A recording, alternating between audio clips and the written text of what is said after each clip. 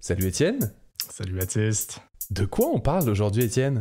Écoute, on va chacun présenter notre jeu de société préféré. Puis après, on va essayer de combiner ça et d'en créer un nouveau. Oh, j'aime ça. C'est parti. J'adore ça. I deeply love. J'adore ça. J'adore. I deeply, deeply, deeply love it. Cool. Fait que, mon cher Étienne, dis-moi, qu'est-ce qui se passe, toi, ces temps-ci? Là, y a-t-il un petit truc dont tu aurais le goût de parler avant qu'on rentre dans le vif du sujet? Écoute, je sais que tu tripes sur l'intelligence artificielle. Ouais. Entre les deux fois D'ailleurs, où on s'est parlé... le logo du podcast vient de ChatGPT avec le modèle DALL-E. Hein? Fait que c'est ça. Exact. Mais là, OpenAI a annoncé Sora pour générer de la vidéo. Puis on est loin de la vidéo de Will Smith qui mangeait du spaghetti. Hein? Exactement. Ça, c'était l'an dernier, en plus, si je me rappelle bien. C'était l'an dernier. Là, ça a l'air filmé, ça a l'air vrai. C'est complètement fou. Ouais. Je parlais avec un ami designer là, il y a pas longtemps, photographe, puis qui connaît un peu le design, puis on se disait que c'était déjà capoté à quel point l'AI se rend loin en génération d'images, puis en conversation, mais là se rendre jusqu'à la génération d'une vidéo qui a l'air tellement vraie, ça n'a aucun sens. Je comprenais pas qu'est-ce que je voyais, puis je me disais, voyons qu'on est rendu là, c'est impressionnant. En tout cas, j'ai vu aussi qu'il y avait, je pense qu'il y a Nvidia qui est en train de starter son propre truc de AI au niveau RTX. Là. Tu vas pouvoir comme lui demander des choses, mais peut-être un peu moins style conversationnel, mais plus au niveau de la production graphique aussi, je crois. Là. En tout cas, oui. Ouais.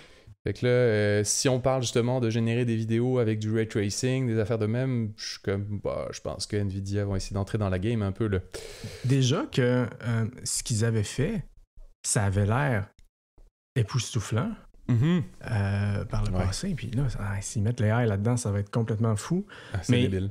Tu parlais du logo de notre podcast qui a été généré par AI. Moi, je veux revenir sur ça parce que j'ai également essayé de générer un logo et c'était toute une aventure. C'est difficile. J'essayais de lui dire, OK, fais-moi quelque chose qui va représenter un podcast qui parle de cinéma, de jeux de société, de sciences, de technologie. Puis, il me générait des armes à feu. Puis, à chaque fois, j'étais comme, OK, non. Puis là, je disais, je ne veux pas... No guns. No guns, please. Puis là, j'avais plus de guns. Ouais. Fait que là, je recommençais. Puis là, OK, regarde, génère-moi une image qui représente un podcast québécois sur blablabla, ces sujets-là. Puis là, il met encore des fusils. Et il met un drapeau du Canada derrière. Puis je suis comme, OK, regarde, on approche de quelque chose, OK, mais pas, là, je dis pas un drapeau du Canada. Essaye de représenter comme la francophonie, le Québec ou quelque chose. Puis là, no joke, il me met un drapeau américain. Avec des guns. Puis peu importe, j'ai essayé tant bien que mal de générer quelque chose sans arme à feu. Ça fonctionnait pas. Puis, Étienne, il doit y avoir quelque chose là, dans la façon dont tu écris là, que toutes les AI comprennent que tu veux absolument des guns, même si tu dis que t'en veux pas. Puis quand je mettais cinéma, je mettais, tu sais, par exemple, James Gunn, puis le réalisateur, puis là, tu sais, puis je comprends pas, il mettait des armes à feu. Non, mais, mais sans blague. Moi, ce genre de comportement-là que le AI a me montre à quel point on n'est pas encore rendu au point où les gens vont nécessairement se faire remplacer par ça. Parce que tu peux difficilement obtenir ce que tu veux. Ouais. Mais ça dépend pourquoi. Tu sais, mettons, je sais pas, pour demander à ChatGPT, rien n'est parfait, hein, faut toujours que tu révises évidemment ce que l'intelligence artificielle te donne, parce que tout est à peaufiner souvent, mais si tu lui demandes de te faire un plan de communication pour le podcast que tu viens de débuter, il va être tout à fait capable de te le faire. Mais, tu sais, sans dire que ça va remplacer une job au complet, il y a quand même des bribes, je pense, qui commencent à apparaître, là, mais l'accélération est tellement rapide que même si on dit on n'est pas rendu là, ben, ça se peut que ça soit demain, tu sais. Ouais. C'est un peu... mais au niveau de la vidéo, je suis comme là, tu sais, OK, Sora, wow, mais tu sais, ça va être des clips de 1 minute, là. C'est pas, on parle pas d'un film de Hollywood qui va être généré au complet, là. Mais... Exact, mais d'un autre côté, disons que ça te génère quelque chose, puis ça te génère... tu sais, le premier exemple qui s'avait montré, en fait, un des premiers exemples, la femme qui se promène à Tokyo, bon, avec sa robe rouge, puis moi, je suis convaincu que si tu dis à Sora, je veux exactement la même chose, mais je veux que sa robe soit verte, il va te changer toutes sortes d'affaires. Exact. La robe sera pas la même. Il va y avoir des extras en arrière qui seront pas les mêmes. Tu te souviens, pour le logo du podcast, tu m'avais dit « Hey, on peut-tu essayer, là? Il y a juste des étoiles partout. On peut-tu essayer de remplacer les étoiles par des icônes? » Puis là, je lui avais demandé « OK, reprends la même image, mais dans chaque coin, mets-moi telle icône, telle icône, telle icône, telle icône. » Il m'a changé ça, là. Complètement. Et c'est dur à expliquer verbalement. Faut le voir, là. Oui. Mais les astronautes, les 2 astronautes de notre logo, il les a refaits, mais ils étaient différents.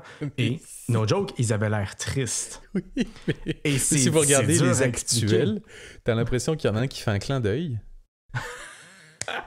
Puis l'autre qui a un point d'exclamation dans la face. Je te jure. Étienne, si t'as pas encore vu ça, il faut que t'ailles revoir notre logo. C'est drôle. Mais je vais retourner oui, voir. Puis depuis que tu m'as dit, il a l'air triste, le nouveau logo qu'on avait essayé, je suis retourné voir l'actuel. Puis dans l'actuel, tu sais, on dirait, j'essaye de voir maintenant, à travers les cases des astronautes, je vois 2 yeux, puis une face, genre de notre logo. Tu sais, je suis obsédé par cette face-là maintenant. Ah, c'est drôle. Tout cas. Puis toi, Étienne, ces temps-ci, là, tu as un petit... je sais pas, là, parle-moi de quelque chose que tu as lu dans la dernière semaine, ou que tu as joué, ou que tu as écouté. Il y a un truc que j'ai vu dans la dernière semaine, c'est une bande-annonce. Puis les deux, on vient de la Ville de Québec. Oui. OK? Ils ont annoncé un film qui sort en, je pense, mars, qui s'appelle French Girl. C'est avec Zach Braff, qui était dans la série Scrubs. OK. Et Vanessa Hudgens, je pense. OK. Puis, en gros, c'est l'histoire de Zach Braff qui est New-Yorkais, mais qui tombe en amour avec une fille de Québec. Mm-hmm. Puis, la fille de Québec, c'est jouée par une Québécoise. J'oublie son nom. Mais là, ils décident, les deux, que, hey, il y a une job de rêve, opportunité de rêve. Je pense que c'est même dans les cuisines du Château Frontenac et cuisinière, bref. Puis, ils redéménagent à Québec. Le film se passe à Québec. C'est un film de comédie romantique. C'est un peu cucu et compagnie. Bon, OK. Mais, je veux dire, tous les acteurs québécois sont... Ben, tous ceux qui jouent des Québécois sont québécois. Nice. Ils se parlent en français, des fois, puis ils se parlent comme toi puis moi. Puis... Le plus fun là-dedans, c'est que les prises de vue. Hey, c'est une carte postale pour la Ville de Québec. Ah ouais. Oh non, c'est beau. Puis c'est cool. OK, ce sera pas un film qui va au box-office si ça fait 3 millions. C'est parfait. Là. Mais j'ai trouvé ça drôle parce que c'est rare qu'il y ait des films qui sont tournés à Québec. Montréal, on est plus habitué. Mais Québec, c'est plus rare. C'est vrai. Puis je veux dire, il y a Luc Picard là-dedans. Il y a quand même une brochette d'acteurs intéressants. Puis, non, ça a l'air bien. Ça a l'air sympathique. OK. Ça a l'air sympathique. Ça a l'air sympathique. Oui, sympathique. C'est bon, ça. C'est parfait. De ton côté, Baptiste? De mon côté, Étienne, ces temps-ci, je lis le livre 1984 de George Orwell. Oh, Orwell. En fait, on se fait un petit club de lecture avec mon beau-frère. Puis là, on s'est dit, hey, on va retomber dans des vieux classiques. Donc, 1984 de George Orwell. Très très bon à date. Ça faisait tellement longtemps que j'avais pas lu ça. Fait que je suis très content de redécouvrir ce Tu l'as livre. déjà lu par le passé, dans le fond. Oui, je l'avais déjà lu une première fois, mais ça faisait longtemps, j'étais jeune. On dirait que je le regardais pas du même œil quand je le lisais quand j'étais jeune. Okay. Maintenant, de mon âge plus vieux, ça me fait mal de dire ça. On dirait que j'ai pas le même point de vue là-dessus. Puis non, c'est très intéressant. Il y a des bonnes choses là-dedans, c'est impressionnant. OK. Ouais. Je trouve ça bien que tu dises ça. Moi, je m'étais risqué il y a quelques années à bref, il y avait l'annonce de Blade Runner par Denis qui allait Ben sortir. Puis je me suis dit, bon, je vais regarder le film original. Puis je vais également lire le livre qui s'appelle pas Blade Runner, qui s'appelle Do Androids Dream of Electric Sheep. Et je me suis dit, écoute, l'auteur est quand même connu. Je pense que c'est Philip K. Dick qui a écrit ça. Ça doit être excellent. C'est à la base de Blade Runner. Puis le livre est une déception monumentale. c'est mauvais. Imagine le film Blade Runner, mais enlève tout ce qu'il y a de cool dedans, puis dis-toi que la prémisse, c'est les êtres humains aiment bien s'acheter des faux animaux, comme des animaux replicants. Puis c'est ça, le but, c'est d'avoir un animal replicant. Puis plus l'animal est riche, est cher, plus t'as de la prestance dans la société. C'est décevant. Tu es en train de revenir finalement au sujet précédent qui était que quand on parlait de nos films, tu disais que Denis est capable de prendre n'importe quoi puis de faire de la magie. Denis peut faire de la magie. Puis j'aime ça que tu l'appelles par son prénom comme si tu le connaissais personnellement, Denis. Et je le connais pas. Étienne, je le connais pas. Est-ce que tu aurais tendance à dire que Denis c'est ton ami, mais lui le sait pas encore? Ce serait beaucoup trop creepy de dire ça. Je sais beaucoup de choses sur Denis. Mais... Je sais à quelle heure il sort ses poubelles. Je sais... il l'a vite. Il dit plie là vite. C'est la piquette, Jack! Bon, alors, vas-y, commence. Commence par me parler de toi, ton board game. C'est difficile, on s'entend, de faire un choix pour un seul board game préféré. Là. Ça se peut que un jour je te revienne en te disant « Hey, on devrait faire un autre épisode pour parler d'un autre board game parce que j'avais du mal à choisir. Là. J'avais du mal à choisir. Écoute, tu vas me traiter de vieux dinosaure, mais mon board game préféré, c'est les échecs. OK? Sauf que je comprends mais je comprends que c'est pas ce qui va rendre l'épisode intéressant.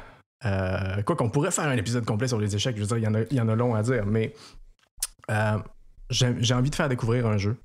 Okay. Le jeu s'appelle The Resistance. La Résistance. Ça me dit quelque chose, ça.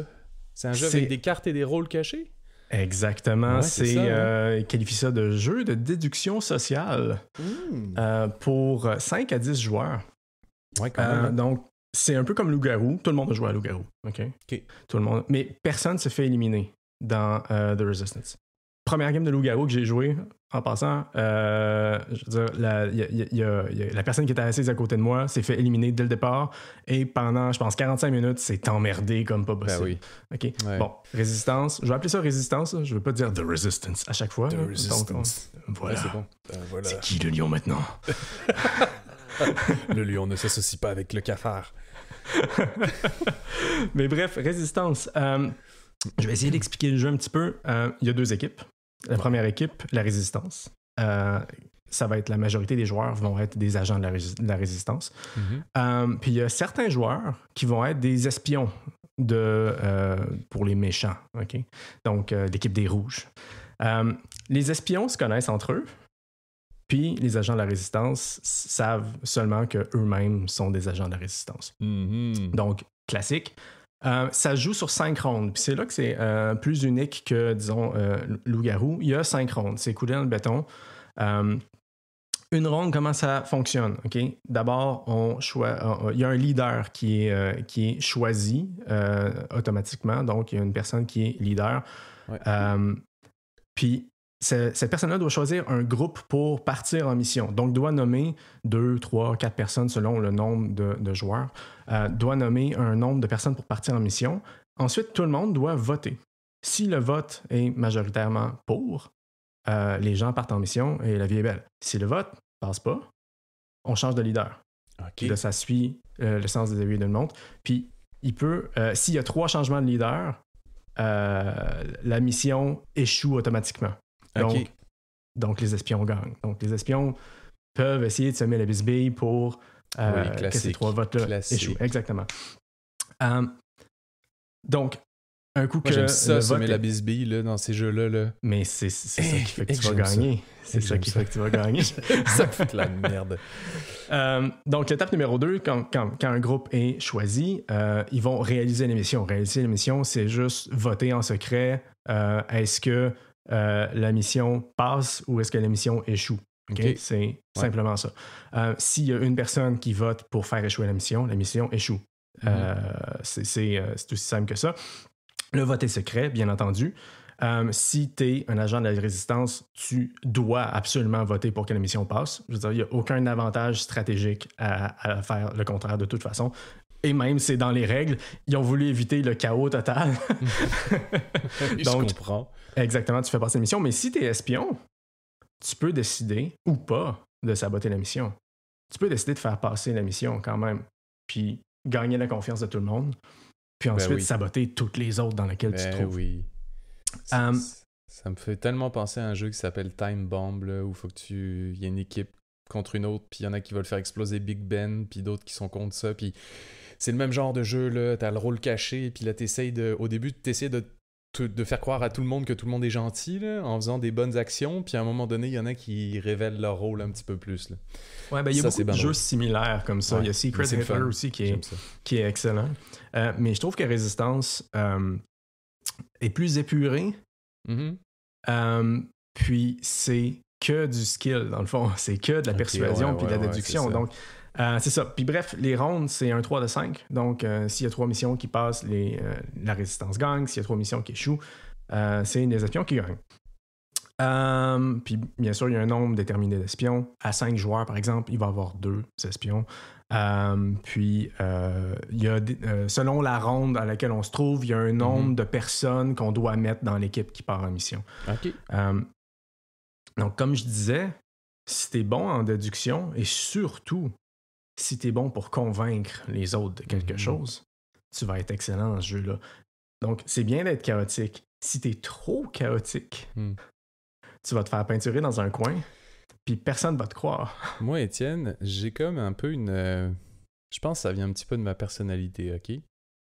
J'ai tendance à être un peu loud dans ces jeux-là aussi, dans ma vie de tous les jours, puis dans ces jeux-là.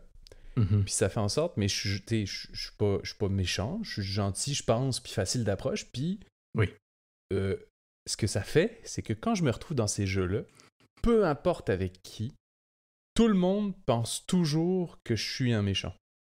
Oh! Ouais. Intéressant. À chaque fois, ils me disent « Ah non, c'est sûr, Baptiste, il ment. Ah non, on va prendre Baptiste. » Des fois, c'est un petit peu parce qu'on a le goût d'agacer Baptiste, de le taquiner. Fait que là, on va tous contre lui, genre. Puis là, je suis comme, mais arrêtez, Esti, vous êtes en train de jouer contre moi. Puis là, je me défends, là, comme un Français essaye de se défendre dans n'importe quel argument. Là, je commence à crier. Puis tu commences toutes tes phrases par du coup. Puis... Du coup, non, mais c'est quoi? Non, mais... mais c'est ça, il y a un metagame qui se crée, puis... Ben oui. Tu vois, moi, je jouais au bureau avant, pré-pandémie, à tous les midis. Okay. Tous les midis, on jouait 1, 2, 3 parties de résistance. Puis, il y a un de mes collègues qui comptabilisait les statistiques. Ah, le coquin. Et, tu sais, tu te dis, ben le jeu est balancé, il y a beaucoup de hasard là-dedans, tu sais, est-ce que tu as tel profil ou tel autre profil, ou peu importe. Lui, il comptabilisait toutes les statistiques, OK? Un tel a gagné, il était rouge, un tel a gagné, il était bleu, un tel a gagné. Bon. Puis, au final... les meilleurs joueurs, c'est-à-dire cette personne-là qui comptabilisait les stats, JP, qui nous écoute probablement d'ailleurs, et moi, on avait un taux de victoire d'environ 70%. Oh! Et le pire joueur avait un taux de victoire de 25%. Oh! Donc, il y a... Puis là, peut-être que je me tape dans le dos moi-même. Mais non, c'est ça. Mais c'est une question de skills. Puis le pire là-dedans, c'est que moi, j'avais une réputation d'être mauvais acteur. D'être exécrable en tant qu'acteur. Mais les stats sont de mon bord. Puis c'est parce qu'à un moment donné, tu te mets à utiliser ça à ton avantage. Le bad acting, puis tu le pousses un petit peu. Puis tu le pousses un petit peu. Au point où, à un moment donné, tu sais que tu t'es fait coincer, puis là, tu crains le mauvais acting à 100%. Puis, à un moment donné, tu t'es pas fait coincer. T'es un des espions. Et soudainement, ton acting est beaucoup plus soft. Puis c'est beaucoup plus normal, donc les gens te font confiance. Puis bref, là, c'est comme metagame là-dedans qui embarque. Ah non, c'est un plaisir fou. Est-ce que tu as dit à du monde qui disait que ton acting était mauvais, faites vos recherches, il y a des chiffres qui prouvent. J'avais pas besoin parce que celui qui m'accusait, c'est celui qui comptabilisait les stats. Alors, mais lui, c'était une de ses armes. Ça serait le fun qu'il y ait un... non, il n'y a pas de façon parce que vous pouvez pas jouer à deux. J'allais dire faire un combat de titans. Genre juste les deux qui ont 70% de rating, là, ils se combattent l'un l'autre en finale. Écoute, puis on voit qui gagne. Notre combat, lui et moi, à chaque année, c'est des prédictions aux Oscars. OK. C'est sweet. Oui. Donc, on l'a notre duel à ce moment-là. C'est bon. Yes. Mais sinon, dernier détail, je veux dire, à un moment donné, tu as fait le tour de ce jeu-là, mais par chance, il y a des extensions. Oh! Et les extensions sont vraiment intéressantes. Tu peux avoir des profils de chefs ou de chasseurs. Les chasseurs doivent identifier les chefs ennemis. Tu as un mode assassinat où la résistance a un commandant. Le commandant sait c'est qui les espions. Mais si à la fin de la partie, la résistance gagne, les espions peuvent décider on tue telle personne, puis si cette personne-là est le commandant, les espions gagnent. Donc, quand t'es commandant, faut pas que ça apparaisse, mais t'as de l'information, tu sais. Puis bref, t'as plusieurs autres modes qui s'ajoutent à ça, puis ça ajoute une année de vie à ce jeu-là, quotidien. C'est magique. Ah, c'est cool. C'est très cool. La résistance. C'est un bon jeu. Puis en même temps, tu sais, un jeu qui s'appuie sur des skills plus humains, des soft skills, ça fait en sorte aussi que si tu joues avec des personnes différentes, la rejouabilité, elle est là, tu sais, elle est...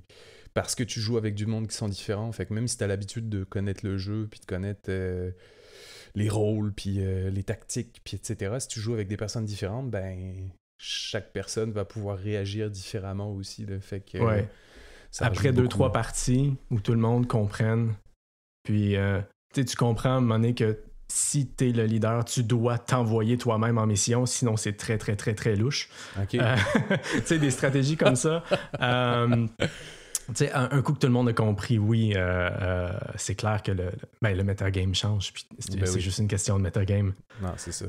Mais là, Baptiste, toi, de ton côté, j'ai vraiment hâte de savoir quel jeu t'as choisi. Bon, j'ai choisi quelque chose, je pense, un petit peu plus... qui a besoin de beaucoup plus de... Tu sais, il y a vraiment un plateau avec beaucoup de pièces, puis des règles, puis etc. Fait que c'est un petit peu plus complexe, mais je pense que pour notre exercice de fin du podcast, dans le lore, puis ces affaires-là, ça pourra peut-être nous aider à imaginer le futur board game qui va se faire publier puis éditer, probablement juste par des intelligences artificielles, de toute façon. Fait que, c'est ça.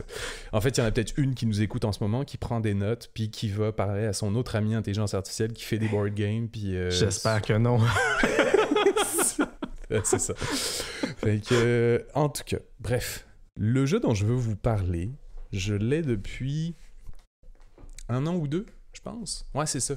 Ça s'appelle Root. R-O-O-T, comme une racine. Oh. C'est un jeu, puis si je le dis avec l'accent français, Root, conflit dans le sous-bois. C'est bien, mais... je vais t'en déjà, dire t'as dit root, t'as pas dit route. Oui, route. Route. Root beer. J'aime beaucoup la root beer. Le but du jeu, ok, je vais vous expliquer un petit peu après tous les concepts, le lore, les factions, etc. Mais le but du jeu, c'est d'être le premier à atteindre 30 points. Ça, c'est comme la base. T'as 30 points à faire. La façon que tu peux faire des points, c'est qu'il faut que tu remplisses des objectifs personnels selon ton board à toi ou les éléments du jeu. Il y a des endroits où tu peux essayer de conquérir des territoires, de placer des bâtiments pour produire des choses ou recruter des guerriers ou etc. Fait que tous ces différents éléments-là peuvent te faire gagner des points. Je rentrerai pas dans le détail là, de exactement comment tu peux gagner chaque point parce que la particularité de ce jeu-là, que moi j'aime beaucoup parce que ça rajoute beaucoup en rejouabilité, c'est un jeu asymétrique. Chaque faction a des actions, des stratégies et des objectifs complètement différents les unes des autres. Oui. Donc, tu as ton propre board qui ne ressemble aucunement au board de la faction d'à côté. Puis, tu as tes propres actions, tes propres guerriers, tes propres stratégies. Puis, c'est complètement différent d'une faction à l'autre. Fait que ça, c'est quand même intéressant parce qu'à chaque fois que tu joues une nouvelle faction, c'est comme si tu jouais un nouveau jeu. Tu sais, c'est vraiment... tu connais le concept de base de Root, là, avec la grande carte devant toi, mais chaque faction a ses propres façons de fonctionner. Puis je vais parler, moi, personnellement, du jeu de base sans les extensions, parce que, bon, les extensions rajoutent d'autres factions, puis tu sais, le jeu de base, c'est de 1 à 4 joueurs. Tu peux jouer toi-même contre un bot, là, ou un automate. Puis sinon, tu peux jouer aussi avec d'autres personnes jusqu'à 4, si je ne me trompe pas. Fait que le lore, les 4 factions principales, ou les 4, ce que tu peux jouer, il y a la marquise de chats, donc les chats, littéralement, qui sont clairement un genre d'empire industriel, cherchant à couper du bois, amasser des ressources, entraîner des guerriers, puis s'étendre le plus possible. T'sais, eux autres, c'est ça, là. Style de jeu expansionniste, puis on va raser la forêt, on va faire brûler du bois, puis on est full industriel. OK. Bear with me. Je vois ta face, là, puis... Ah non, mais ça m'intrigue. Là, j'ai plein de questions. C'est comme, est-ce que mes actions peuvent empiéter sur tes actions? Est-ce que... Oui, on partage quand même le même board avec les mêmes territoires, là, fait qu'on peut se conquérir, se combattre, puis etc. Là. T'as l'Alliance... Risque avec des chats. Oui, t'as l'Alliance qui, eux, sont les souris rebelles et révolutionnaires qui soulèvent les foules et fonctionnent en guérilla. Tu sais, c'est vraiment ça leur mode, eux autres. Là. Tu sais, on va gagner de la popularité auprès des foules, puis à un moment donné, on fait un petit coup d'état dans un village qui fait brûler tous les bâtiments d'un seul coup du village, puis toutes les troupes qui étaient là-dessus, puis ils prennent le contrôle. Tu sais, fait que il y a comme une notion un peu comme ça avec eux autres. Il y a aussi l'aristocratie représentée par la dynastie de la canopée, soit les oiseaux, qui est un régime souverain, mais un peu en genre de déclin. Fait qu'ils essayent de s'accrocher à leurs grandes valeurs puis leur grand système politique, mais ça se peut que tu vives des déclins pendant ton jeu. Puis au milieu de tout cela, ce qui est quand même le fun, c'est qu'en plus d'avoir des grandes factions qui ont toutes des guerriers, puis ils peuvent mettre des forteresses, ils peuvent, etc., il y a le vagabond. C'est un personnage seul qui se déplace plus rapidement que les autres factions. Il n'est pas obligé d'emprunter les routes comme le reste des factions pour passer d'un village à un autre. Il peut passer dans les forêts, fait qu'il va beaucoup plus vite que tout le monde. Puis lui, son but, c'est qu'il veut devenir un héros, mais qui choisit d'aider ou de nuire à certaines factions en accomplissant ses propres objectifs, puis en ramassant du loot. Littéralement, il peut aller fouiller des ruines, genre, puis trouver une torche ou une épée qui va l'aider, genre, à combattre ou explorer plus de choses, ou une arbalète aussi pour tuer quelqu'un directement sans avoir à même combattre. Tu sais, c'est vraiment... En tout cas, bref. Fait que ça, c'est les cartes. Parce que là, je veux jouer, là. C'est excellent, ce jeu-là. Là. Moi, je l'aime beaucoup, beaucoup, beaucoup. Fait que les grands concepts. T'as une phase d'aurore, une phase de jour, puis une phase de crépuscule. Pour tout le monde. Dans l'aurore, tu peux faire certaines actions. Dans le jour, certaines autres actions. Puis dans le crépuscule, certaines autres actions. Fait que, par exemple, l'aurore, ça serait... je dis n'importe quoi, là. Je me rappelle plus exactement de ces détails-là, mais tu sais, mettons qu'il y aurait une faction dans l'aurore qui pourrait... OK, vous pouvez vous pouvez recruter sur les bâtiments qui vous permettent de recruter. Fait que ça, c'est l'une des actions qui est possible dans l'aurore.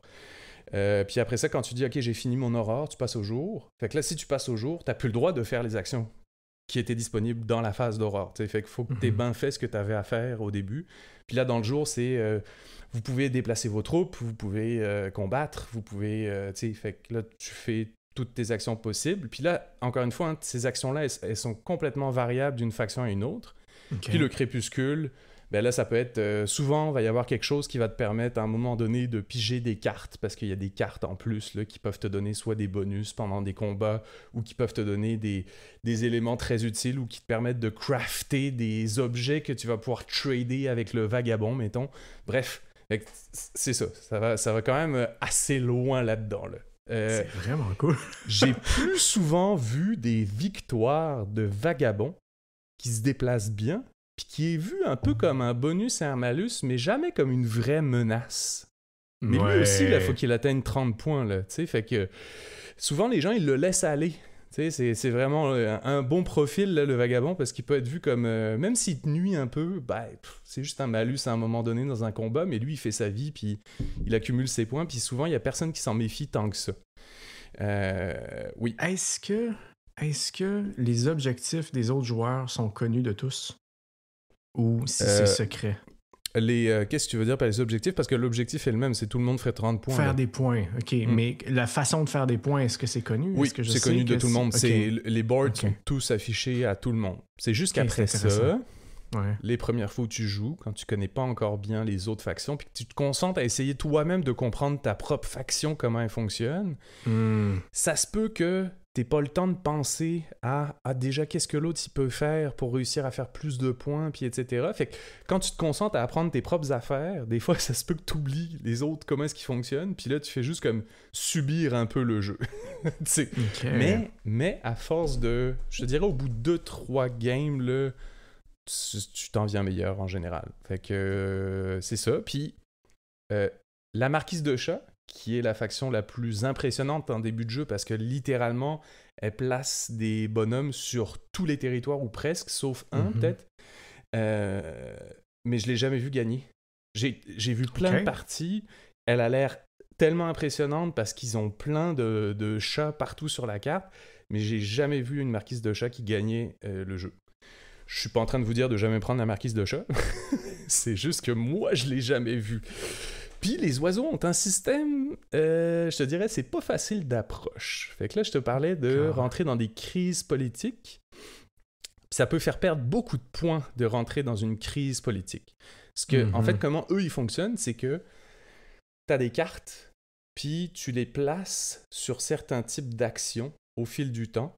Fait que tu les accumules, c'est-à-dire au début, tu vas juste mettre une carte dans un type d'action en disant par exemple, je vais mettre une carte qui est une politique pour dire je me déplace quand je suis rendu à ma phase de jour. Mettons.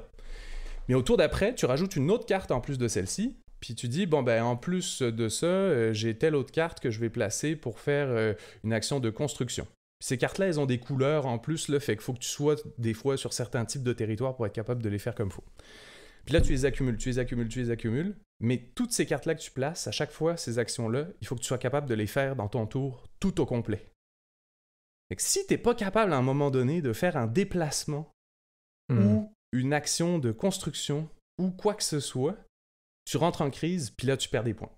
Tu sais, c'est comme s'ils bâtissaient un genre de régime politique, puis à partir du moment où il y a une politique qui échoue, le système tombe au complet, puis là, il faut que tu élises un nouveau...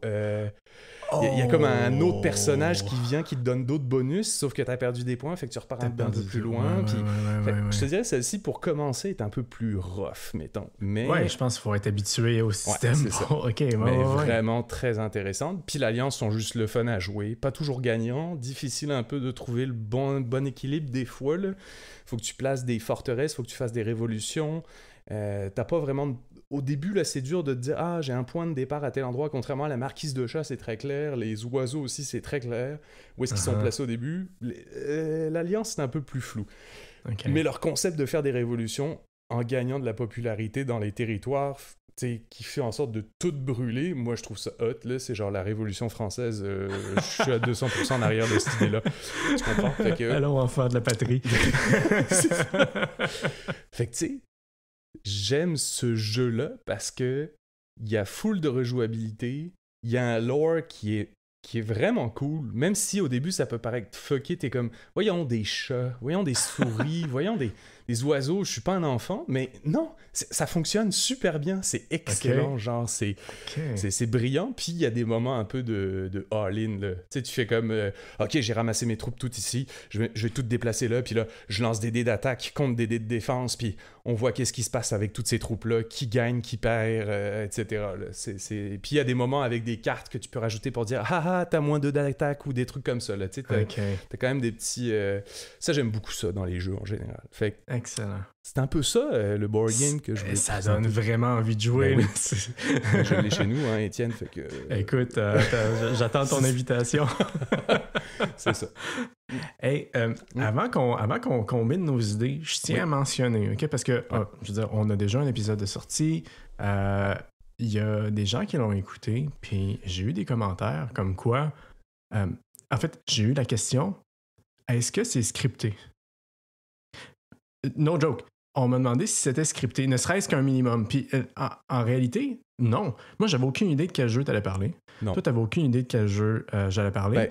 Puis même nos sujets avant... La portion qui pourrait être un peu scriptée de mon bord, c'est que j'écris quand même quelques éléments, des bullet points. Ah non, mais on écrit nos notes, c'est sûr. Parce que sinon, je suis incapable de me rappeler de tout ce que je voulais dire. Non, mais le point, c'est...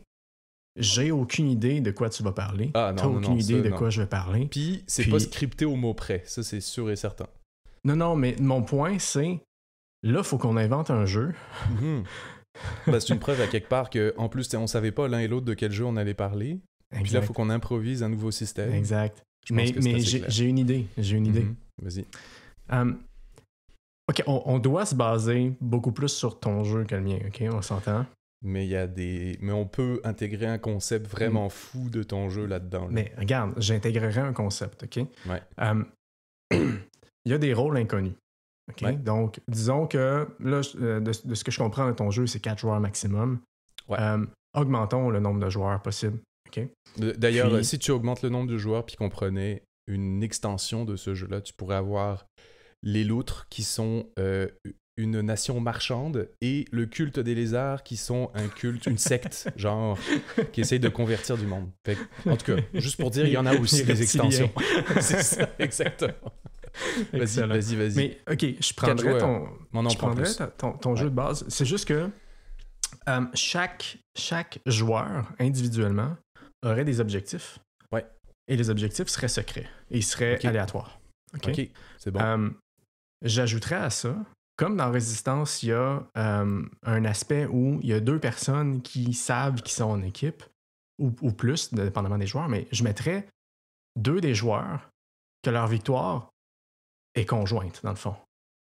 Que eux, ils savent qu'ils sont ensemble et qu'ils ont un objectif qui se partage.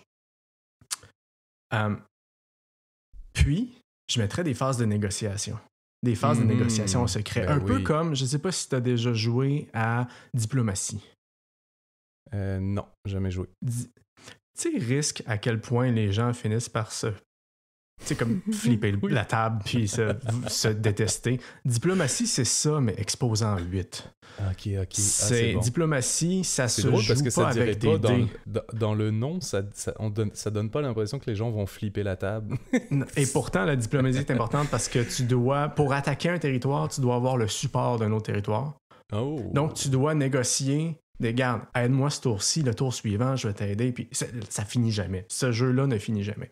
Mais bref, j'irai pas juste aussi intense que Diplomatie, mais je mettrais quand même des phases de négociation où les gens pourraient aller se parler puis essayer de se convaincre. Regarde, moi, mon objectif, c'est tel truc. OK? Toi, c'est quoi? Toi, c'est ça. OK, regarde, je vais t'aider comme ça si tu m'aides comme ça, blablabla. Mais je peux très bien te mentir sur mon objectif. Je peux très bien te dire de faire quelque chose qui, au final, va être à mon avantage. Ouais. Mais il faudrait qu'il y ait des phases de négociation secrètes. Je suis d'accord. Puis ça serait le fun que il y ait plus que 2 rôles, mettons, qu'il y ait des représentants de l'Empire industriel des chats, des représentants de la dynastie de la Canopée qui sont les aristocrates, des représentants de l'Alliance rebelle des souris, puis genre le vagabond qui est là. Puis là, eux autres, ces gens-là, mais tu sais, en plus du système dont tu parles, tu sais, qui ont... Je pense qu'ils pourraient avoir leurs propres avantages, mettons, ou leurs oui, absolument. Donc, tu as tes avantages, mais tu as des objectifs aussi, mais les objectifs sont cachés, les avantages sont connus. C'est ça, exact. Donc, tu peux aller chercher un allié que tu sais qui va t'aider selon tes objectifs. Puis, en passant, le vagabond, lui, sur son board, c'est un peu bizarre, mais en fait, non, c'est pas bizarre, mais bref, il peut aider ou nuire des factions, OK? Mais dès qu'il commence à aider quelqu'un ou à nuire quelqu'un, c'est beaucoup plus rewarding au niveau des points de victoire pour lui de continuer à aider la même personne ou de continuer à nuire à la même personne. Fait que, mettons, je fais une première aide à telle faction, ben si je refais une deuxième aide, ça va me donner plus de points que la première fois. Et si je fais une deuxième nuisance ou une troisième nuisance, ça va me donner de plus en plus de points. mais à condition que j'aide ou que je nuise à peu près toujours au même, parce que sinon, ça me fait pas genre des effets exponentiels sur mes points de victoire, tu sais. Fait que quelque chose là-dedans aussi, là, dans le vagabond, peut-être qu'il pourrait être genre...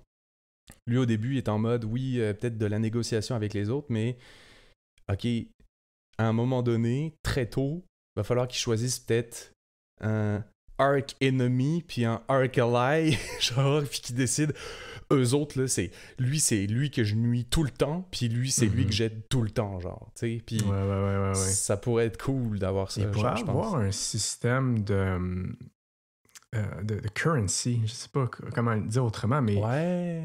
tu sais, mettons quelqu'un justement comme le vagabond a besoin d'obtenir des faveurs, d'obtenir des faveurs d'un autre empire ou d'aider un autre empire. Tu sais, au final, s'il y a des pièces de monnaie à l'effigie des chats, lui, son objectif, c'est peut-être d'en obtenir comme 5. Ouais. Ok, je dis n'importe quoi, mais 5 d'une faction quelconque, mais une seule faction. Ouais. Tu sais, ça peut être des trucs comme ça, puis c'est pas nécessairement le vagabond qui a cette mission-là, ça peut être un peu n'importe qui. Fait qu'après, tu peux, tu sais, il y a un mind game là-dedans, là, que tu peux te dire que, regarde, lui, son objectif, c'est clairement d'avoir des faveurs de tel empire, donc, hey, on s'allie ensemble, blablabla, donne-moi tel truc, puis là, tu prends une de ces pièces de monnaie, puis au final, c'est ton objectif à toi que tu viens d'aider. Ouais, c'est ça. Je pense qu'il y a des façons de faire des liens aussi avec ton jeu, parce que quand les factions sont toutes... Les factions, là, tu peux être toutes sur un même territoire, puis t'es pas obligé de te battre. T'es pas obligé, là. Ben, la majorité du temps, ça risque de finir par arriver parce qu'il faut que tu fasses des points en prenant des objectifs, puis etc. Mais t'es pas obligé. Fait que ce que j'aime de l'idée du jeu qu'on est en train de parler, c'est ça pourrait être l'espace de négociation avant qu'il y ait peut-être une guerre qui ait lieu finalement, tu sais. Puis là, c'est comme tout le monde est encore semi-allié, mais il y a des tensions, tu sais. Il y a des objectifs cachés, puis là...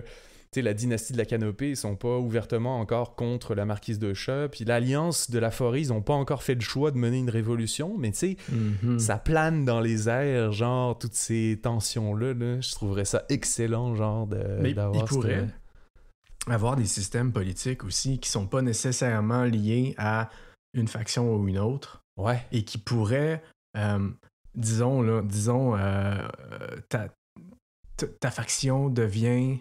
démocratique, puis t'as un avantage à faire du commerce avec une autre faction démocratique. Même chose, tu pourrais devenir fasciste, tu pourrais devenir communiste, puis après, il y a des alliances qui se créent comme ça, puis...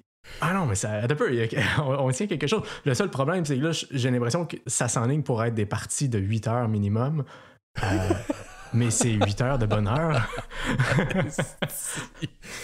Non, mais attends, c'est parce que là, on a cette idée-là, mais après ça, encore une fois, hein, si je la soumets à ChatGPT, on va l'avoir, notre concept, on va être capable de le jouer. Étienne, il va être même capable de nous dire, genre, toi, tu ramènes, Étienne, telle partie de ton jeu, Baptiste, tu ramènes telle partie de ton jeu, vous mettez ensemble, puis vous faites votre jeu. Ça, je pense que ça serait possible. Mais, ça pourrait être possible, mais j'aime mieux que ce soit juste nous deux qui le créent. C'est correct. C'est correct. On n'est pas obligé de tout faire passer dans ChatGPT. Mais ouais, c'est bon. J'aime cette idée-là. Est-ce qu'il y aurait... Ça prend un nom. Ouais. Est-ce que, vite de même, tu reprendrais-tu un peu ton concept de mission, qu'il y a du monde qui décide si ça échoue ou si ça passe, mettons? Oh! Ouais, dans une phase de négociation, il y aurait peut-être quelque chose comme ça. Mais tu sais, au final, le concept de mission, c'est beaucoup pour... En fond, il y a un traître parmi le groupe.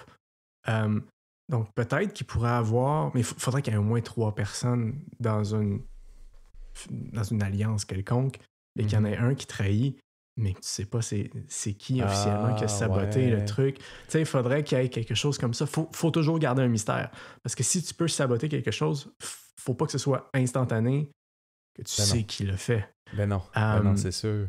Ouais, c'est pour ça que je pense qu'il faut qu'il y ait vraiment plus que 4 factions. Faut être plusieurs. Il faut être 7, 8. On rajoute un moine des lézards, puis un navire, un capitaine de navire marchand des loutres. déjà, Ouais. on se rend un peu plus. Là. Tu mets des dauphins aussi pour avoir de la compétition Oui, c'est sur ça. l'eau. Puis, Mais en réalité, puis même dans les expansions, je pense que tu peux avoir, si t'es vraiment assez nombreux, tu peux avoir un deuxième vagabond qui a exactement le même rôle. Ouais, c'est ça. Fait que là, si on lui donnait un nom à ce jeu-là, oui. ça serait quoi? Ah, Road Distance, j'aime pas bien. C'est Road Resistance. The Resist Route. The Resist Route. Qu'est-ce que ça pourrait être? Shady Alliances. Shady Alliances. Ah, c'est pas pire, ça. J'aime ça.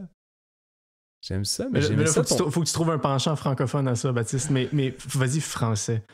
Vas-y turbo français. Le caviar, c'est pas pour les vaches. je sais pas, là. J'essaie de trouver quelque chose qui me faisait penser à de la diplomatie. J'ai pensé à du caviar, puis après parfait. ça, tu m'as dit qu'il fallait que ça soit français, fait que j'ai rajouté c'est pas pour les vaches, mais... Ouais. C'est ça. C'est parfait, parce que quand tu regardes les traductions de titres de films en France, un film américain Ah oui. va avoir un titre en anglais, puis là en France, ils font non, on n'est pas pour laisser un titre en anglais, on va mettre un autre titre en anglais. Oui. Et ils Very Bad changent. Trip. Very Bad Trip. Very Bad Trip qui est The Hangover. Juste des mots anglais pour un film traduit en français. C'est quand même intéressant. Tu pioches dans une poche avec des mots au hasard, puis t'alignes ça, puis ça fait un titre de jeu. Fait que toi, c'était quoi le... Rappelle-moi? Shady Alliances. Shady Alliances ou... Attends, ok, c'est bon. Parce que je t'avais dit au début, route, conflit dans le sous-bois.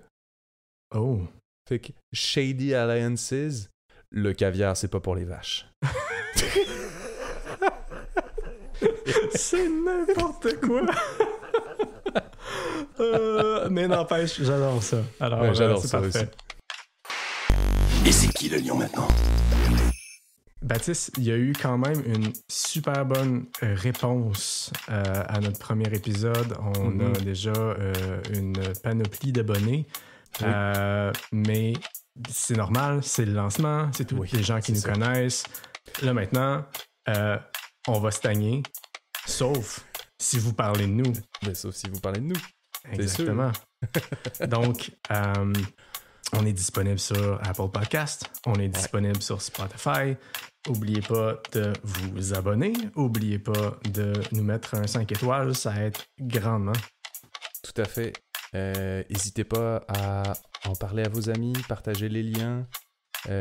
Éventuellement, on va se rendre, on s'en est parlé avec Étienne, à avoir le compte Facebook, Instagram et peut-être même un Discord. J'ai vu que l'un de tes amis l'avait suggéré. Ça pourrait C'est être une bonne JP idée. d'ailleurs. Ouais, c'est ça. Fait que, restez avec nous. On se dit à la prochaine. À la prochaine. À la prochaine. J'adore ça. J'adore ça. J'adore.